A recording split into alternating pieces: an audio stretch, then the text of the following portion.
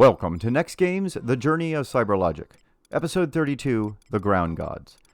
Now we are going to take a break from Abyssea in our journey to take on some of the original HNMs from the game. Now back when the level cap was 75, huge groups of people in alliances would stand around the spawn areas for these enemies in an attempt to claim it when it spawned. Now most of the time a lesser god would spawn, but a few times a month the lottery spawn for that NM would trigger the greater god, which is what most people were hoping for, as in general, they drop the better items. Now, due to the rarity of getting to claim these, and even more rare drop rate of things like the Defending Ring, these items were some of the most sought after and rare items in the game originally. Now, as the level cap increased, smaller groups of people were able to successfully defeat these enemies, and then SE made a change to make all 6 of these enemies force spawns as opposed to lotteries. This made it so anyone could fight these enemies that were once only experienced by the highest tier of player.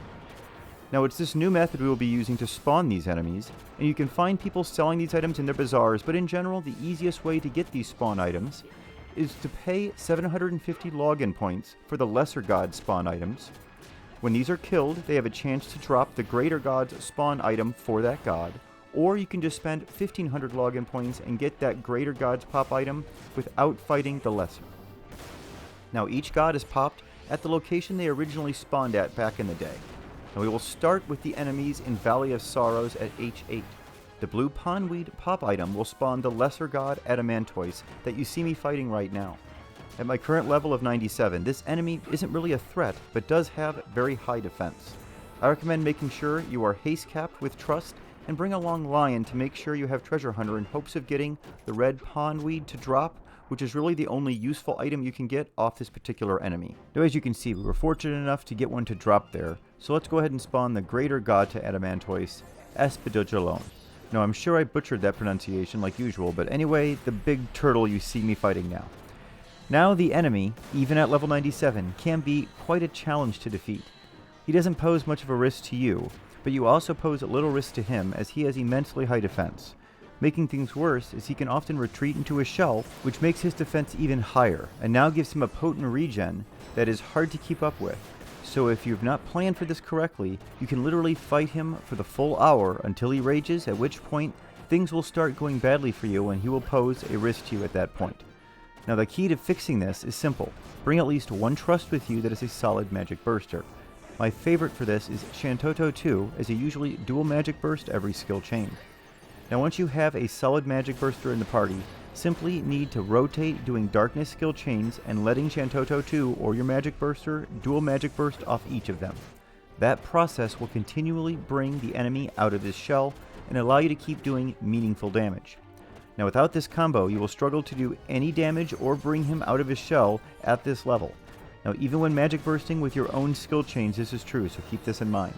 Now this enemy drops very little of present day value, and he drops many abjurations which aren't often used these days due to the level increase, but he does drop the Adamantoise egg, which is needed for the Black Belt quest, so that's what you should be targeting if anything. I was lucky enough to get it to be able to drop on this kill, so let's go ahead and move on to the next of the gods, this time in Dragon's Eyrie.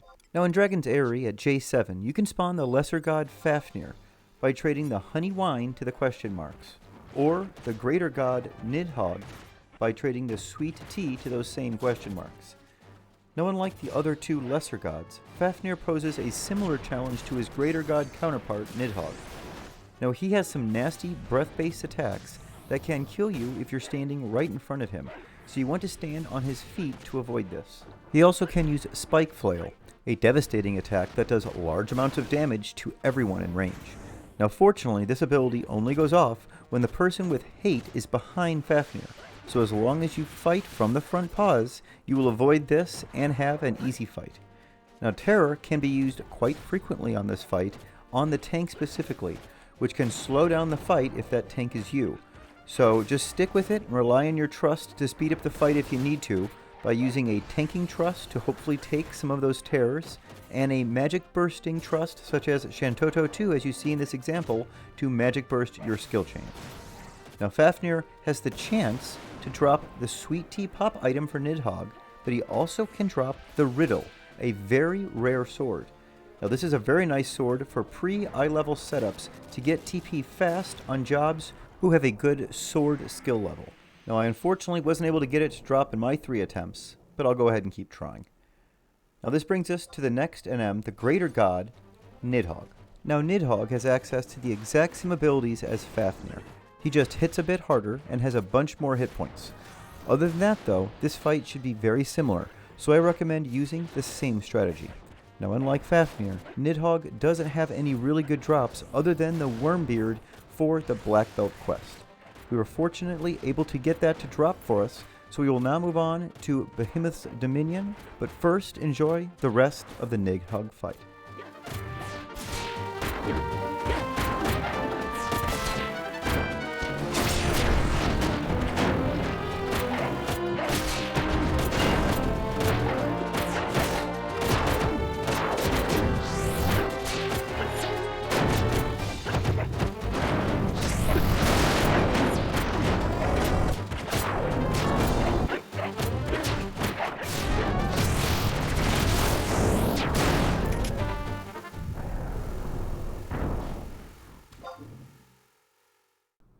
This brings us to the final 2 gods, Behemoth and King Behemoth. Now Behemoth, which we are fighting right now, is spawned by the Beastly Shank pop item, and really the only thing of value he drops is the Savory Shank pop item that will allow us to spawn the greater god, King Behemoth.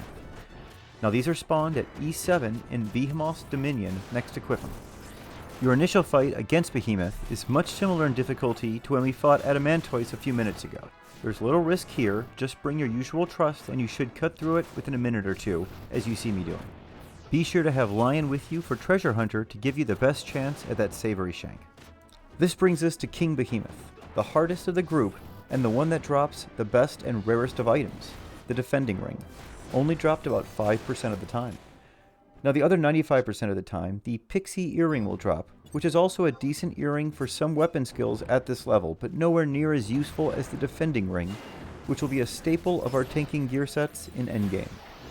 Now after you have fought the other gods, chances are this is where you will spend the majority of your points and time, is getting this drop. This H&M also drops the Behemoth Tongue, which is the 3rd and final item you needed for your Black Belt quest.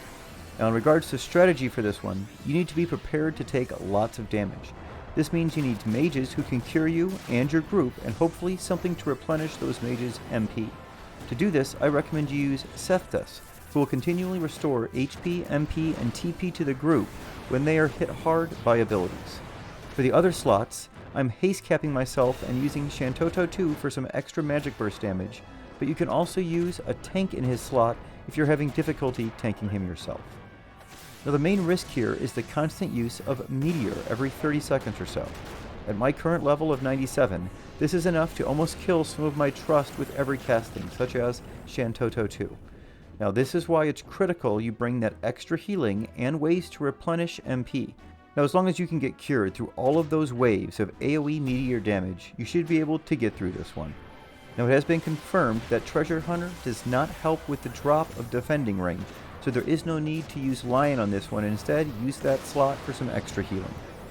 Now on my first kill of King Behemoth, I ended up getting the Pixie Earring and Behemoth Tongue.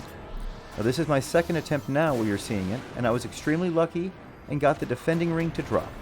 Now enjoy the rest of the fight, and in our next episode in the series, we will be taking on 3 Groundworms at this level of 97. Tiamat, Jormungand, and Vitra. Thanks, and we'll see you then.